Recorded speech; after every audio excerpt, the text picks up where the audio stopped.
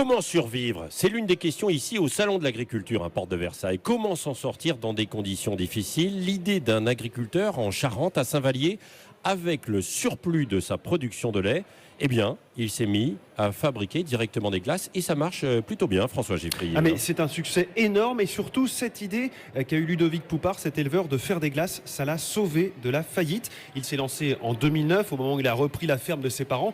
Une année où tout allait mal, le prix du lait était en chute libre.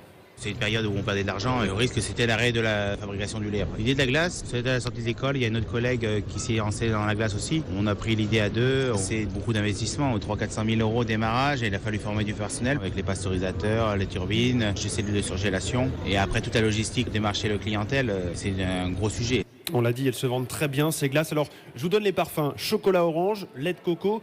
Bien sûr, il y a aussi nougat, citron vert ou encore noisette. Écoutez bien, les glaces, ça ne lui prend que 10% du lait de son exploitation et ça lui rapporte la moitié de son chiffre d'affaires.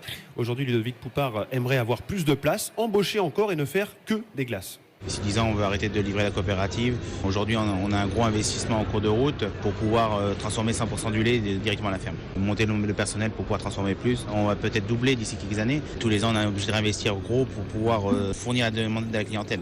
Il faut dire qu'il la chouchoute, cette clientèle, avec des nouveaux parfums chaque année. Ici au Salon, Patrick, on a pu goûter des glaces au Grand Marnier ou au cognac. Évidemment, des saveurs locales du pays charentais. Ah oui, absolument, effectivement. Au cognac, vous me rapporterez en fait une glace, même si ce n'est pas forcément dégustation. un temps quand même à manger des glaces. Oui, à les c'est déguster vrai. en fait aujourd'hui. Merci François Geffrier.